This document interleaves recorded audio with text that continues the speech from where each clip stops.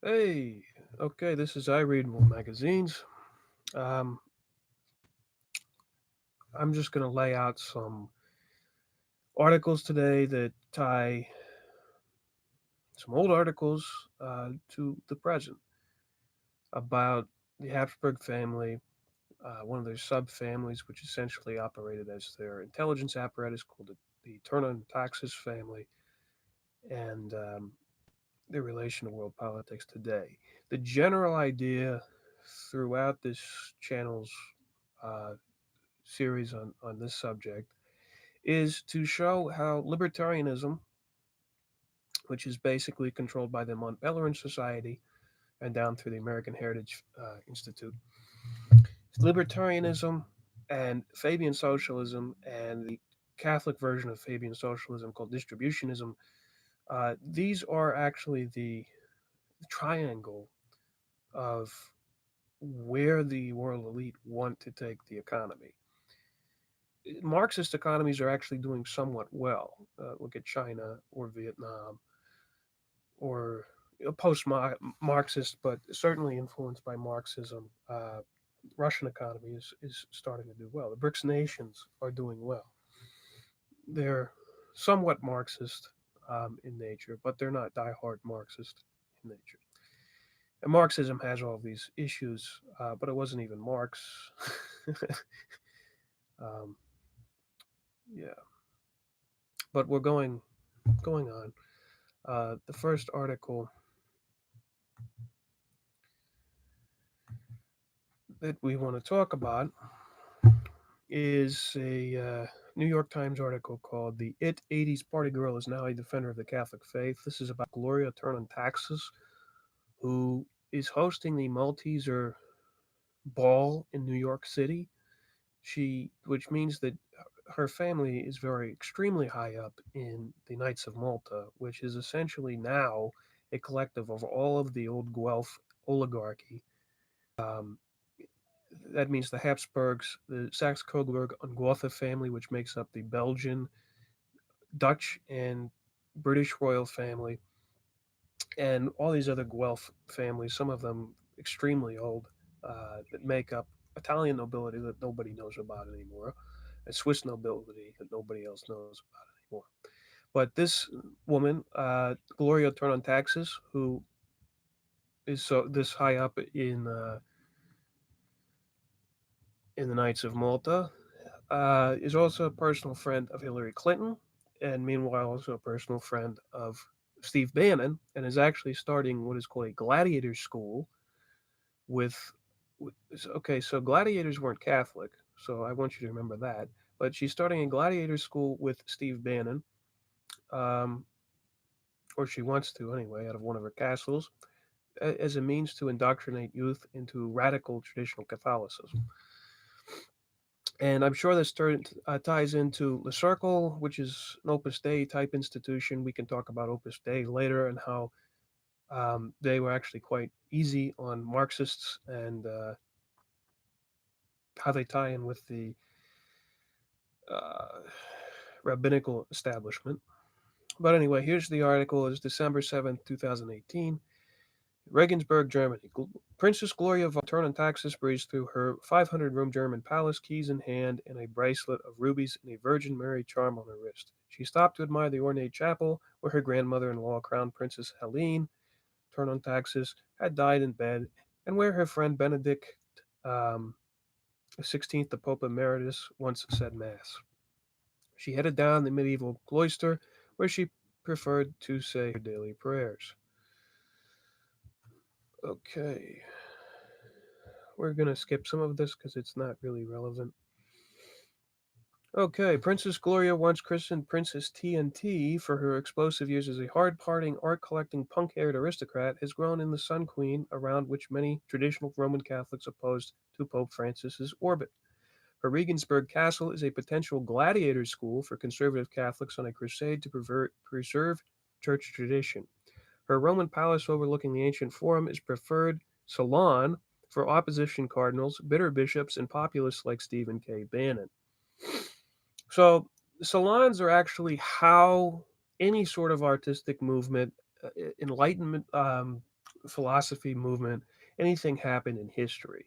People just believe that these certain individuals woke up one morning and said, "Oh, I, I think, therefore I am," and somehow this spread throughout the land. This is not how anything ever happened in history.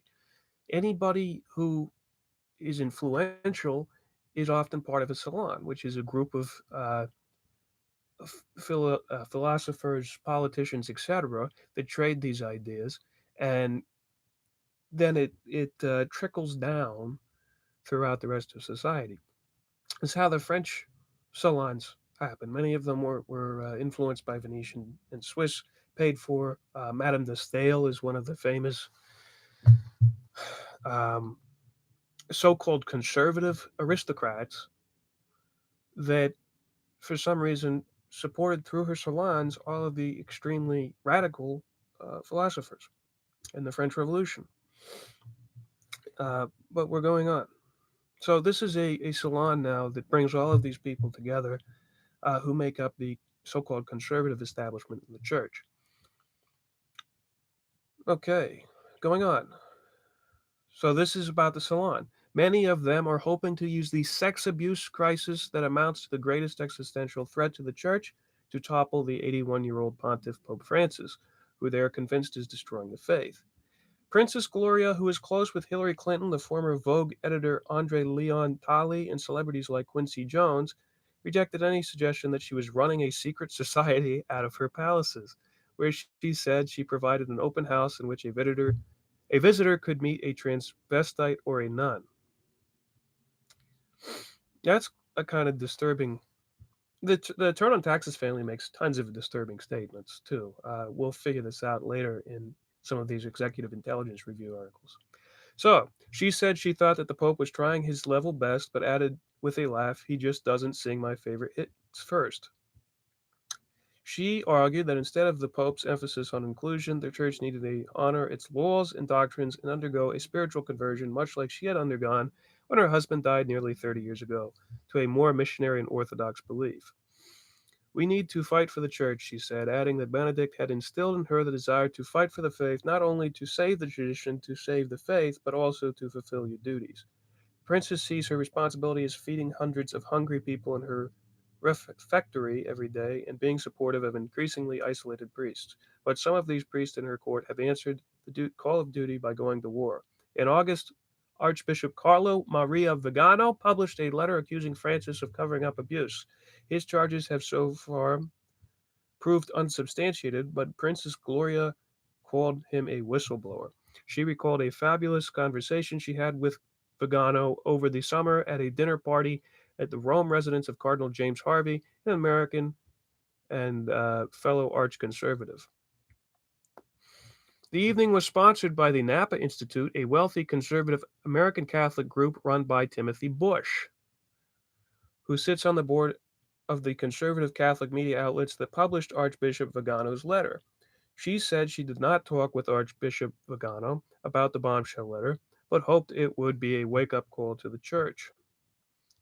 Later that month, Archbishop Vigano sent a letter to his friend Cardinal Raymond Burke, the American leader of the anti-Francis resistance, regretting that he could not attend the cardinal's birthday party at a Tuscany seminary. The reason, Princess Gloria explained, was that he was in hiding. He had a good excuse, she said. Still, it was a shame because it was a great party. Cardinal Burke, as close to her, she said, as a family priest. Eight. So Cardinal Burke is like the big, oh my goodness, this guy's our fighter. This guy's great. Um, but he is this close to the Hapsburg family, Turn on Taxes family, which most of these trad priests are. And it's not a moral judgment on them, but they're not. They don't take. These people don't take an objective stance at the world. They don't actually understand history. They don't understand the wealth manipulation of the church for centuries. They simply think, oh, this person lives in a castle, therefore they're conservative, therefore they're protecting the church. But anyway, so the cardinal ate some birthday cake that was in the shape of a red cardinal's hat, held champagne in one glass, and blessed seminarians with the other, and watched fireworks light up in the sky in his honor. Good people don't. Good people know how to party Gloria said, with a laugh, adding that Cardinal Burke deserved it because he's so persecuted.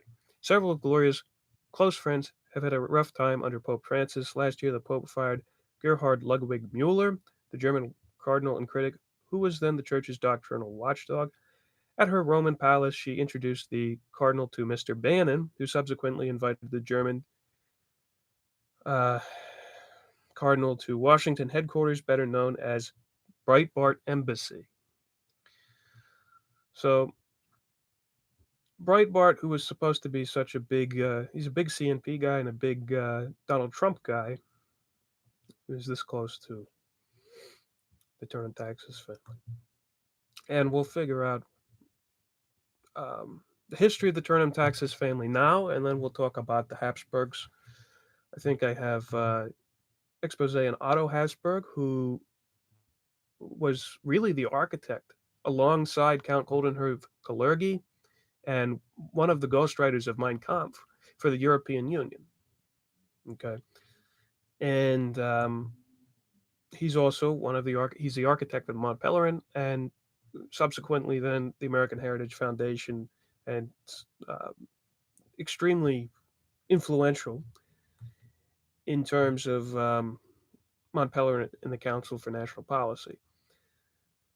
Now, there's also an article in here called "Is the Thurn on Taxes Family Tied to the Assassination of the Pope?" This is the attempted assassination of Pope John Paul, and I guess I believe I haven't read it yet, but we'll read it together. And it's just it'll reveal some facts. I don't think one way or another, but it'll reveal some facts. So this is a profile in the Thurn and Taxes family. Um, its subheading is The Venetian Intelligence Directorate and the Habsburgs' Financial Empire. This is by David P. Goldman, who also wrote a great book exposing Milton Friedman and his ties to and origins as a Fabian. So here we go. On the evening of April 26th, the head of what is perhaps the wealthiest family in the world, Karl August, sovereign prince of Thurn and Taxis, died at his palace in Regensburg, West Germany. By coincidence, EIR economics editor David Goldman had spent that afternoon at the Thurn and Taxis palace in the company of Karl August's heirs, Crown Prince and Princess Johannes and Maria Gloria von Thurn and Taxis. Below is the second part of his account of this visit. In part one, Mr. Goldman describes how the prince told him that the secret of the family's survival is never to wield political power as such, and thus to survive all political changes, while diversifying its financial holdings geographically. Even if the United States were annihilated in nuclear war, and this is the exact quote from the prince said, there will always be something left for us.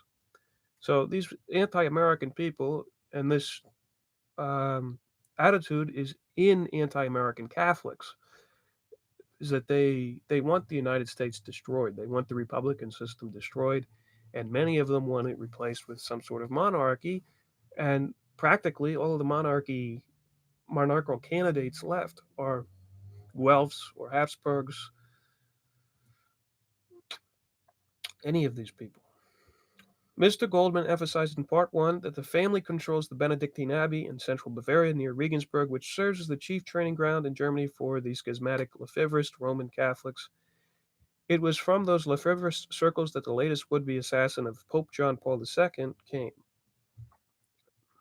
Wealth as such was never the key to family's power. According to its privately published official history, the ascension to control of the Imperial Postal Service put the founding father of the present Regensburg line, Franz of Thurn und Taxis, into business relations with the Augsburg-based Venetian bankers, the Fuggers and the Welzers, and established the basis of a huge commercial fortune.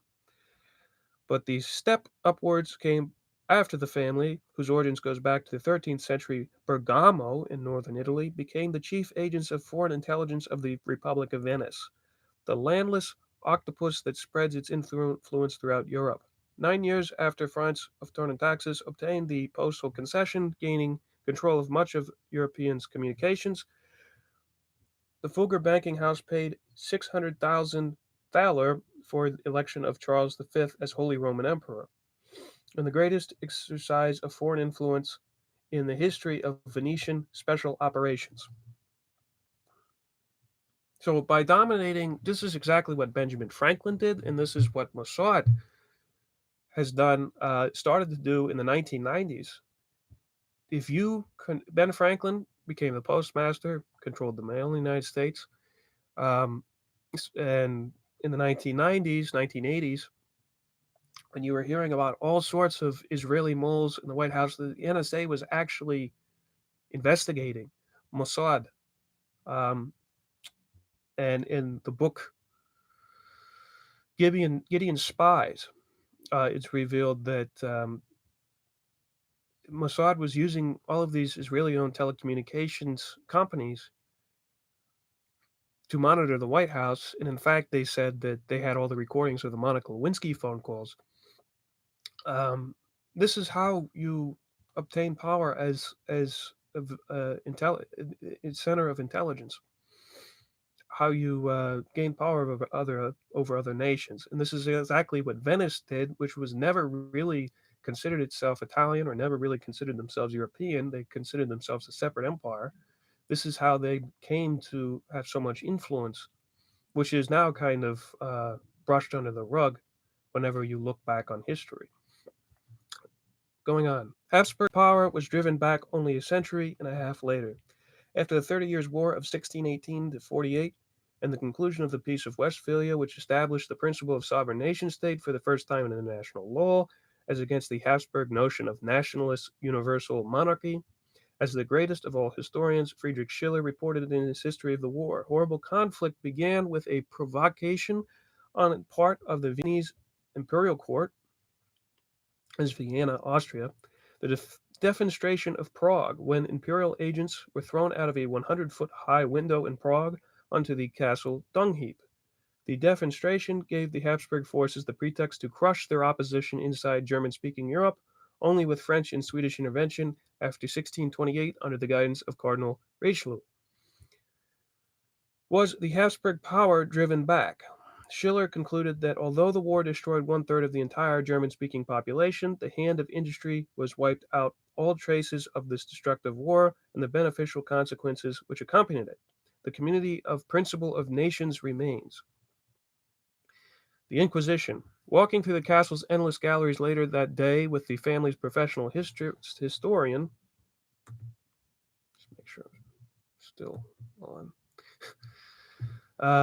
We stop before a portrait of the famous General Wallenstein, the imperial strategist whose hordes of half-starved beggars recruited through hunger and destruction nearly won the 30 Years' War for the emperor. The portrait was done for the family in 1628 when Wallenstein came to Regensburg for the Imperial Congress. The historian explained, a Wallenstein associate was a certain Count Thurn of Bohemia, a firebrand rebel who started the war by setting up the defenestration of Prague, according to Schiller report. Was the Count Thurn related to the family? I asked the historian, and the historian said, most certainly. He is the founder of the Bohemian line of the Counts of Thurn and Taxis, whose present-day descendant is Max von Thurn and Taxis. All doubt left my mind at that instant that the Inquisition of the Republic of Venice still exists. Max von Thurn and Taxis is the world chairman of the Mont Pelerin Society, whose vice president is Milton Friedman. As this journal has reported, and as Lyndon LaRouche and I documented exhaustively in a recent book, The Ugly Truth About Milton Friedman, the Mont Pelerin Society is the world high priesthood of monetarism, the Hoover Institution of Stanford University, the economic think tank for the Reagan administration, the present home of Milton Friedman and Reagan's former domestic affairs advisor Martin Anderson, is controlled by the Mont Pelerin Society. The private college of the Mont Pelerin Society, Hillsdale College in Michigan, sent David Stockman into Congress in the style of the 18th century British pocket bureau, the same Stockman who lured Reagan into the trap of supply-side economics. To say nothing of Stockman's influence, Friedman's ex officio ties to the White House make him a considerable force in the Oval Office. What is worse, as Jude Waninsky has reported to me on many occasions, the Oval Office debate has occurred between Stockman and Friedman, that is, has been controlled by the Mont Pelerin Society on both sides. The Mont Pelerin Society, LaRouche and I documented, is the economics branch of Count Coldenherve Kalergi's Pan-European Union. the grandfather of the European fascist movements. Its influence penetrates as deeply into the foreign policy apparatus of the Reagan administration as does its sister organization, the Mont Pelerin Society in Economics Policy Making. The chief surviving aide to Koldenhof Kalergi, who, like the Thurn taxes, was a German-speaking transplanted Venetian nobleman, is Fritz Kramer, the Pentagon official who molded the careers of both Henry Kissinger and Alexander Haig. It was Kissinger, the hagiographer of Hapsburg's Chancellor Prince Metternich, the man who gave the postal service of the empire back to the Thurn taxes family after 1816 until the Prussians took it back from them in 1867, who promoted Haig from military obscurity. Richard Allen, the former national security advisor to the president, is a product of the University of Munich, whose chancellor Prince Lobkowitz is a friend still of Prince Johannes of Thurn taxes. Another associate of the old Habsburg servant, Robert Strausshoop, former chairman of the Foreign Policy Research Institute of Philadelphia, transition team advisor in foreign policy for Reagan, is presently ambassador to crisis zone of Turkey. Otto von Habsburg, the current pretender to the defunct Austro-Hungarian throne and the figurehead of the Pan-European Union networks, is treated with some condescension by its older and nastier members. Haig's Svengali, Fritz Kramer, once responded to my inquiry concerning his opinion of Otto von Habsburg. Otto, if Otto were not of royal blood, he would have made a very good foreign correspondent. Indeed, Otto von Habsburg of the 1960s, writing private intelligence reports for David Rockefeller type on onion skin paper, which made the cheapest spy novels seem lucid by comparison, according to acquaintances who had access to the originals.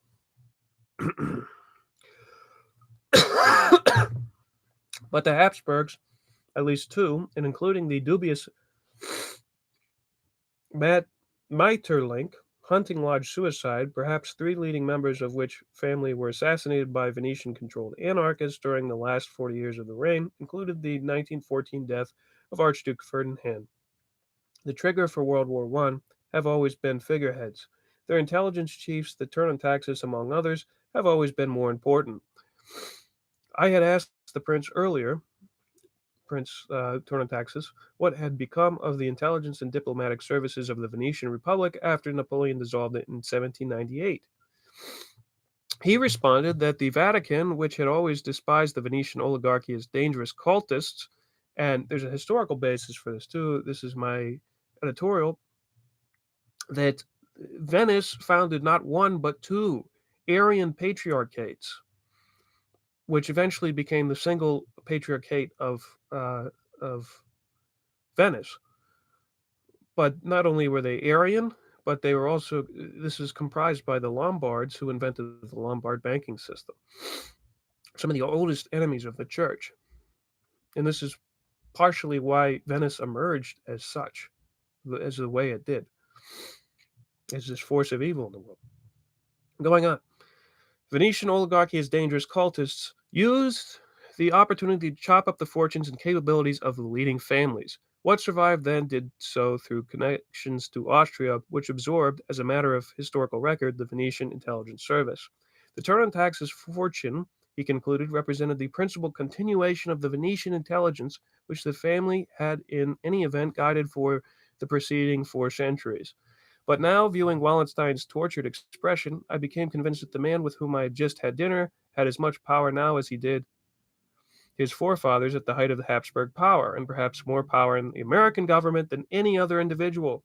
This is not the power to build, but the power to lame, to disorient, to confuse. The great talent of the Venetian Republic, which always set all against all, never claiming large territories, never tying itself to fixed positions, and always emerging on top of the pile of rubble. The activities of such lesser relations as Count Max von Thurn taxes and promoting the sort of ideology that prevents nations from functioning are of use to him, although he doesn't necessarily believe in such ideology. Views of current events. I heard some 18 months ago, and this is a quote, a speech by your relation, Max von Thurn taxes, the Count who predicted the world would trend towards liberalization and that what is called the underground economy in Italy, Latin America, or other places would find its rightful place in the sun. I had told Prince Johannes earlier, referring to Count Max's speech at the 1980 meeting of the Mont Pelerin Society at the Hoover Institution. The old Count had predicted the end of national control over national economic affairs in favor of the Hong Kong model of free enterprise. And this is what is going on in Hong Kong today, is the British and Hapsburg intelligence apparatus that runs these economic think tanks wants their old port back. The Hong Kong port used to be used for pushing opium drugs on China through the banking apparatus there and the shipping apparatus, obviously. Did the prince see events moving this way? Actually, I do not, he replied. Possibly in America, where you have a far stronger economy and a market that is almost sufficient unto itself. But in Europe, I see the structures changing. Look at Thatcher. She was just about to manage it, and now she gets into the disastrous thing over the Falkland Islands. He continued, it's very hard for the English to do anything else. It's very peculiar. If the thing had happened 2 years ago from now, the English could not have sent a fleet at all. One of the carriers is already sold to the Australians, and the other is due to be scrapped, along with a good deal of the rest of the fleet. If we look closely at this Falklands situation, Mrs. Thatcher was in the process of giving up a large part of defense expenditures when the Falklands affair happened. The next time they will have to attack the Falklands with canoes. On the one hand, the English can't afford politically to make any more defense budget cuts, and on the other hand, the British economy is so fragile that they cannot rearm. After the resignation of Lord Carrington, the ongoing British Foreign Minister, Prince Johannes, continued, the British had no leadership left. When the British can no longer do, he said, is what we always have tried to do, to think logically, to deal with others in a predictable fashion. And that Lord Carrington, realistic thinker that he is, could do. He had something essentially logical and intelligent about him. When he had an opponent, he could recognize that opponent, too, was intelligent. He added, the situation in Latin America is influenced by various circumstances, of course. They have great internal political problems, but may I say, if I were the King of Spain and I thought of my countrymen's needs, I would overrun Gibraltar. I can never say this word. Gibraltar, and revise all my agreements with Britain to free myself from my foreign debts. The Spanish have great economic difficulties, and this were their only chance to get out of them. Naturally, Gibraltar is a part of the Spanish mainland, and Galtieri went and did it. It was not a surprise that Thurn and Taxis backed the Argentines. On April 20th, the chairman of the board of the most Venetian of all firms, the giant Assicurazione Generale of Venice, Cesare Marzagora, had published an article in the Milan daily La Repubblica defending the Argentine position. But the central issue remained. What would happen to the post-war institutions of the Atlantic Alliance as a result of the Anglo-Argentine War? I asked the prince, do you see the possibility that of this, NATO might find a way to resolve its differences and regroup itself on some basis that would be able to enable it to continue to function? You see, responded Thurn and Taxis, the point is again, in turn, if you take all these countries like Greece and Turkey and Spain all together in the new NATO, I think it's very complicated for the next 10 years. A war could come up between Greece and Turkey. Certainly, the Argentine crisis disaster was something that people never expected. It's very difficult for the Europeans to restructure. You see, the French economy is going to completely be destroyed in 3 or 4 years. They won't be able to make it. Of course, the French are not the Germans. For Spain, France, and these other countries, it's much harder to do. The result of this, concluded the prince triumphantly, will be the misguided efforts to industrialize countries like Argentina or Brazil will be suspended forever. And there's actually this was part 2 of the series. There's actually a part 3. And I thought this was probably the most essential article in the series. We're going to go on to this article called Is Thurn and Taxis Tied to the Assassination of the Pope? It's only a couple pages here, and then we'll go and look at Otto von Hapsburg, and you'll get kind of a brief overview of some of the other articles that we're going to go into, the kinds of people that we're dealing with, and the fact that this is kind of the top of the pyramid. Whereas people traditionally think, oh, it's the Council of National Policy or it's the CFR that's at the top. No, it is these old aristocrats that have this wartime strategy that they've passed down for centuries. And it's not exactly a conspiracy either. It's an ideology that's just passed down, um, and severe nepotism. It doesn't take a conspiracy to do this. It's opportunism a lot of the time, and an ideology of a kind of futurism. It doesn't take a conspiracy.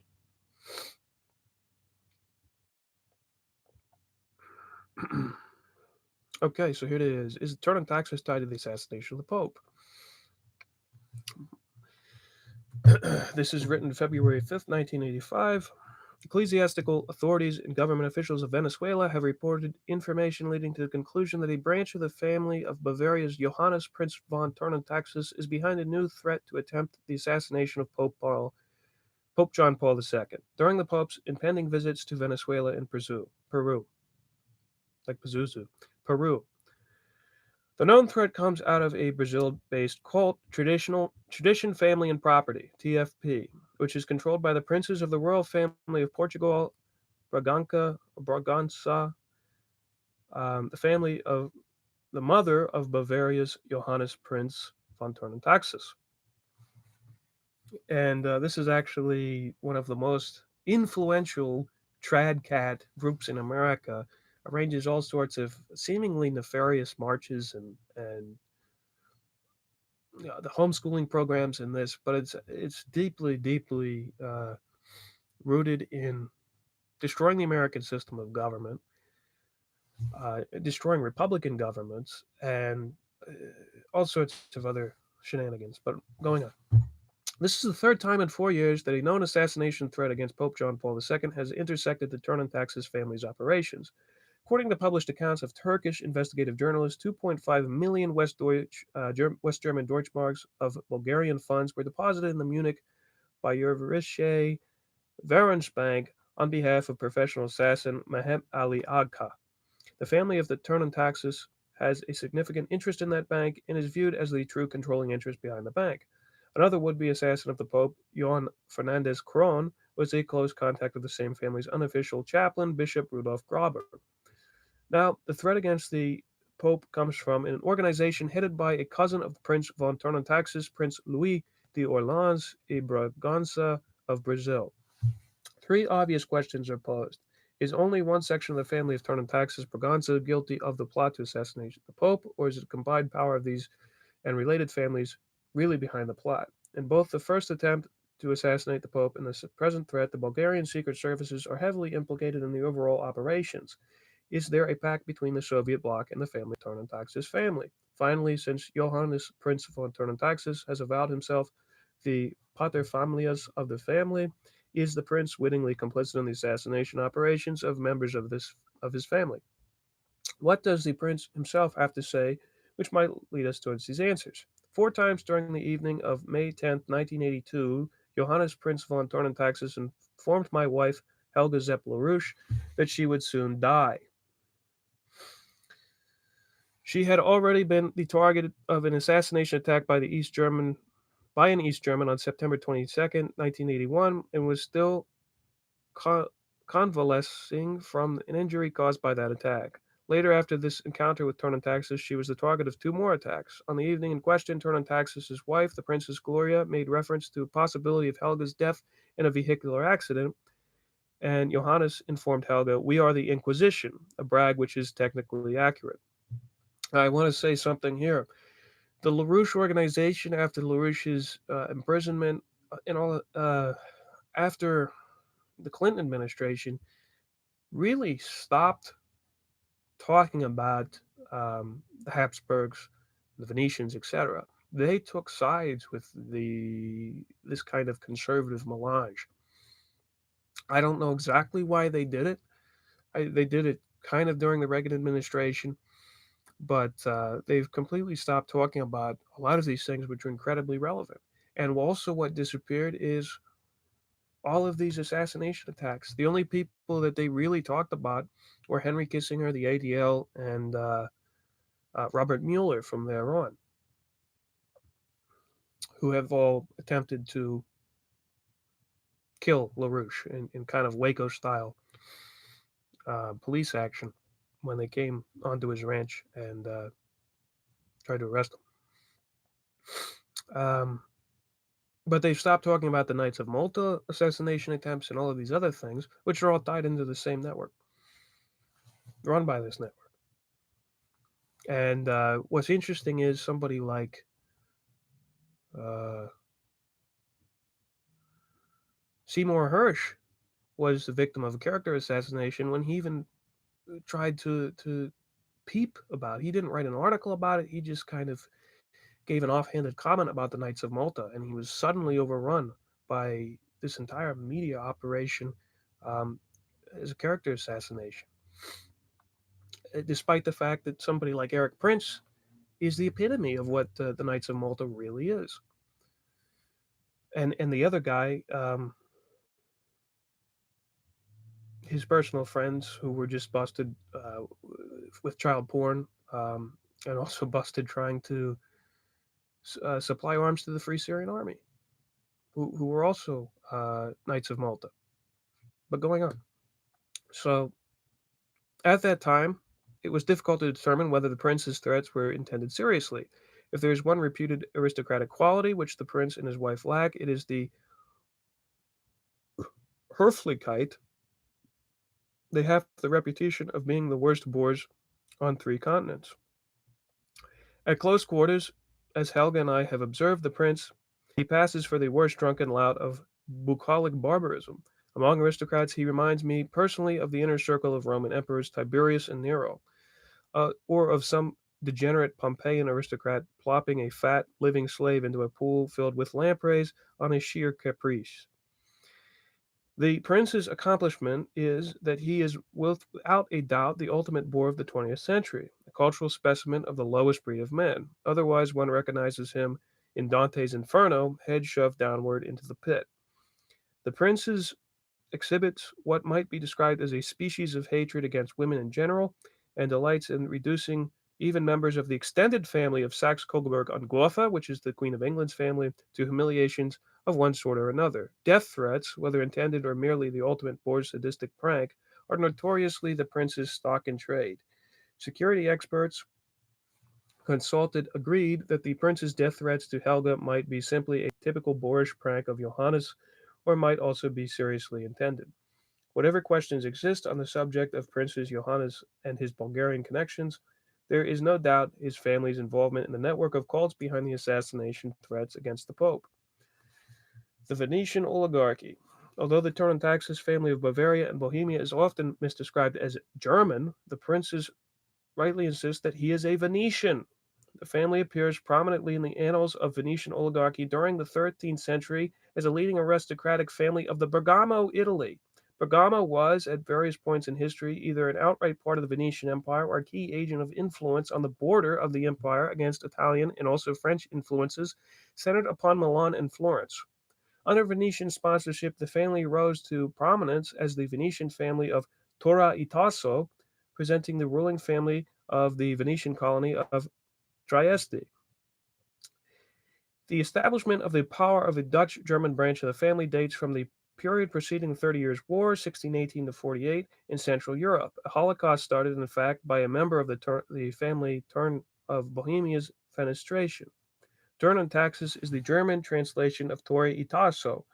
The family ran the Venetian espionage service in Germany up to and after the Napoleonic Wars under the guise of monopoly over the postal service. The family not merely transported but opened and read letters, like Benjamin Franklin did, for which such services the Regensburg branch of the family was promoted to the position of first among the princes of the Holy Roman Empire.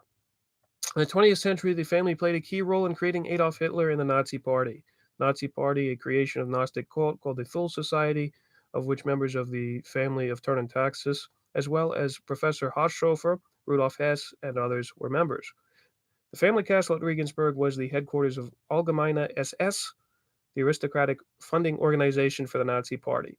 So here we have Steve Bannon uh, and Gloria Thurn trying to create a gladiator society to indoctrinate Catholics, young Catholics, in the castle that was the headquarters of the Allgemeine SS.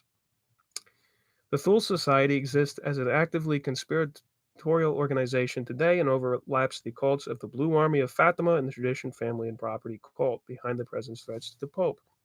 The overlap also elements of the Opus Dei and Jesuit order deployed in the United States under such included covers as sections of the anti-abortion right to life lobby. That is the single issue drop every other Catholic uh, political issue and simply focus on pro-life. That's the Karl Marx group that opposed the Schiller Institute's Club of Life, which was founded in opposition of the Club of Rome, um, which is actually is a subversive group which is saying the Catholics should only focus on pro-life in such a limited sense as you're not opposing death penalty, you're not opposing war, you're not opposing economic programs that kill people. No, we're going to focus on abortion and completely unprecedented in the history of the Catholic Church. Going on, the extended family of Thurn is deeply involved in the networks of cults from which the assassination threats stem. There's no question of the Blue Army's deep involvement in the assassination cult of tradition, family, and property. In Venezuela, for example, the tradition, family, and property cult was reportedly brought in under the sponsorship of the Blue Army. In the USA, it operates under the umbrella of the Blue Army. In both countries, Jesuit and Benedictine figures, as well as elements of Opus Dei, are directly involved. Although TFP is nominally Catholic, Protestant fundamentalism is a major target of TFP infiltration tactics as well as Blue Army tactics. In Mexico and South America, the TFP centered operations are in partnership with the Lausanne, Switzerland based Nazi International of Francois Genoud, with Soviet intelligence networks and the Gnostic churches. The center of his collaboration is the cocaine and marijuana traffic intersecting the late Meyer Lansky's long-standing arrangement with the late Fulgencio Batista and Cuban Communist Party head Carlos Rafael Rodriguez. The leading Soviet connection apart from the Fidel Castro Cuba is through Bulgaria, especially the apparatus directed by Ivan Slavkov, the son-in-law of Bulgaria's president Todor Zhikov. This is the same Bulgarian element of the international drugs for weapons traffic involved in the first attempt to assassinate the Pope.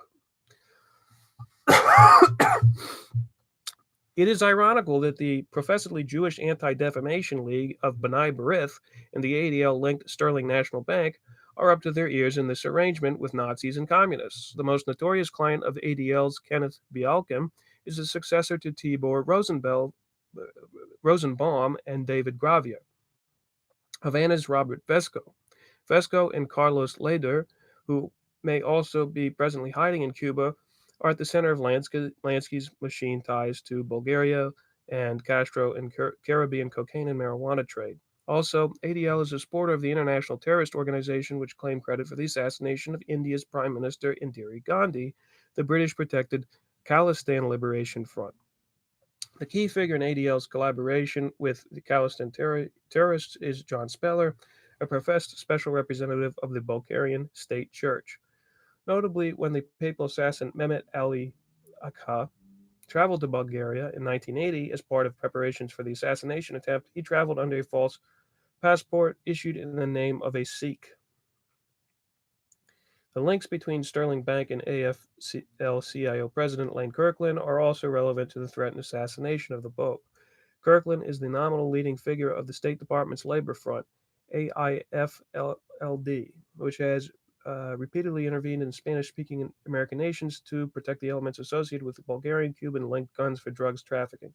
Not only is Kirkland linked to J. Lovestone and the ADL, AIFLD is front for major financial interests operating in the southern part of our hemisphere, including W.R. Grace and United Fruit brands. The U.S. banks complicit in laundering billions of drug traffickers' deposits are a major component of the present threat to the life of the Pope. There is nothing mysterious about the multiple connections of the rabidly Gnostic TFP to the Nazi International, the Communist French Sendero Luminoso terrorists, and the Bulgarian run Dope for Guns traffic. The key to the common links is the Thule Society, which now operates out of Italy. The massive association of the Thurn and Taxis family with the assassins is readily proven. It might appear more difficult to show that the extended family is fully witting of the implications of this association. The proof of the witting connection is massive, nonetheless. Thurn and Taxis and the TFP. The political power of the extended family of the Thurn and Taxis in Brazil is centered in the royal enclave of Petrópolis, named after the former monarch of Brazil, from which center the Chilean dictator Pinochet was put into power. The TFP itself is run by the old aristocratic families of Petrópolis, led by Prince Johan's relatives, the Tasso and Braganzas. Prince Louis de Orleans Braganza lives on the estate where abducted recruits to TFP are systematically brainwashed to become Manchurian candidate type assassins and greets the arriving victims as part of the initiation ceremonies. Now, this is the works of Lyndon LaRouche, so bear with it. Some of it is goofy, 1950s era MK Ultra type stuff, but it's still interesting. I have seen how people are radicalized in these kinds of groups, and some of them are turned into brainwashed zombies. It's very true.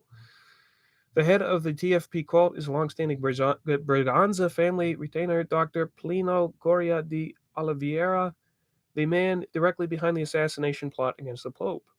A transcript of the speech delivered by Dr. Plinio some years past documents the location of principal international centers of the cult. More important than the factual information is the social philosophy outlined, echoes of the Manichaean sociological dogma of the notorious Giambattista Vico.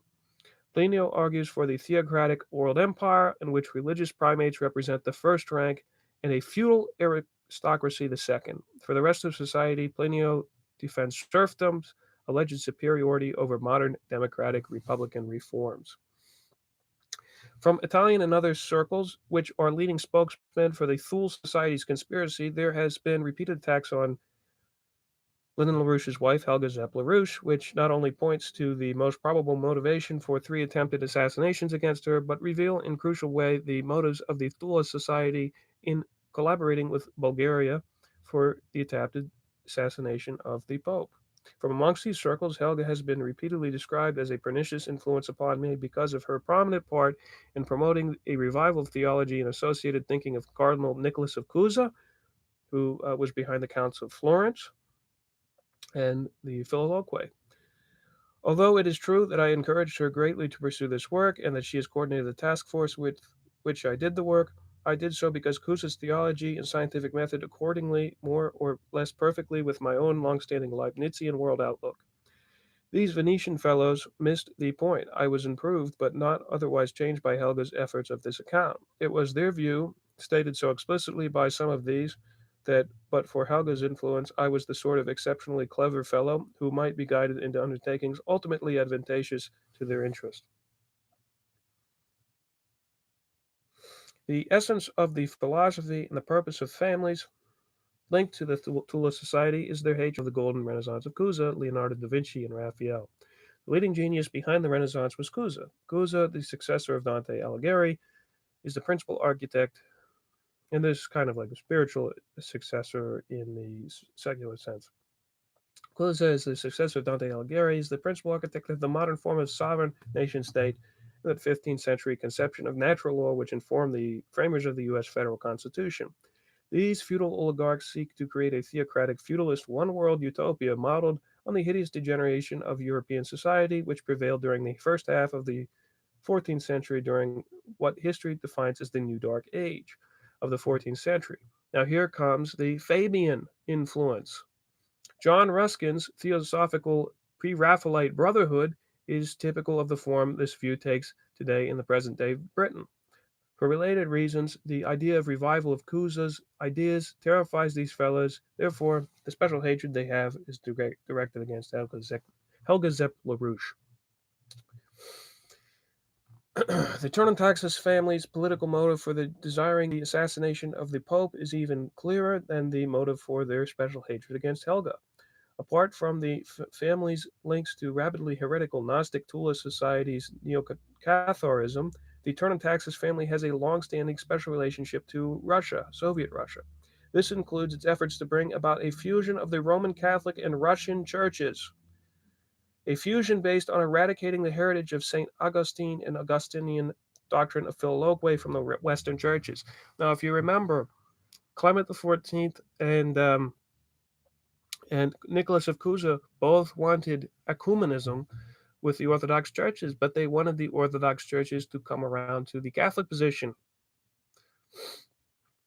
And even reaching out to the Oriental Orthodox churches, which are some sort of schismatic heretic. They're either monophysites, I think they're monophysites. But these people want a melange of the Orthodox and in fact the Jesuits, one of the same Jesuits who promoted the Novus Ordo simultaneously was promoting the tradition of the Orthodox, because the idea is to destroy the Western conception of the church, because it's too beneficial to people who believe in republics or the actual Western idea of what society should be. They have to look towards the Eastern Church. But going on. So, Pope John Paul II is the barrier which prevents the Soviet KGB's Russian Church from extending its tentacles over deeply into controlling position of influence over various religious denominations in Western Europe and the Americas. Not only is the Pope a major obstacle for the atrocity in his own person, the papacy itself, its chief institution, is chiefly an institutional barrier against the invasion of pseudo-Christian Gnosticism and Sufism from the East. The projected assassination of the Pope coincides with the recent surfacing of the Gnostic and Sufi heresies in various parts of the Church, for which the influence of the Blue Army and the Jesuit liberation theologies are merely exemplary. The object of these heresies is to fragment the Catholic Church with schisms, an effort against which the institution of the papacy is the principal bulwark. So a violent and public assassination of the Pope becomes a punctum saliens for the realization of the objectives of the Tool Society and its allied interests. By association and by professed ideology, the extended family of Johannes Prince von Thurn is morally complicit in the Bulgaria-linked efforts of the tradition, family, and property to assassinate the Pope. If Johannes, for example, is not personally witting of the details of this matter, the fact remains he and his family have the power to disrupt and prevent the assassination plot. Therefore, let Johannes Prince von Thurn be assured, if any attack against the Pope occurs, I shall remember of it. So there's I'm gonna restart, or rather we're gonna start a new video because this is getting a little bit long, and hopefully my mic was working. But after an hour, people really don't want to watch anymore. So this will be the part 1, and I'll continue reading through to part 2 and whatever parts we need. There's a lot of information on this subject, and it's overlooked by everybody that's looking into the CNP and American politics. They don't understand the European side. They don't try to integrate history and the patterns of history into the United States politics, and that's why they fail at actually being accurate in any sort of predictions or any sort of understanding of the whole. So thank you. This has been I Read Old Magazine. Please like and subscribe. As soon as I'm back up, I'm going to tell you to like and subscribe again, so do it twice. All right. Have a good one. Yeah, and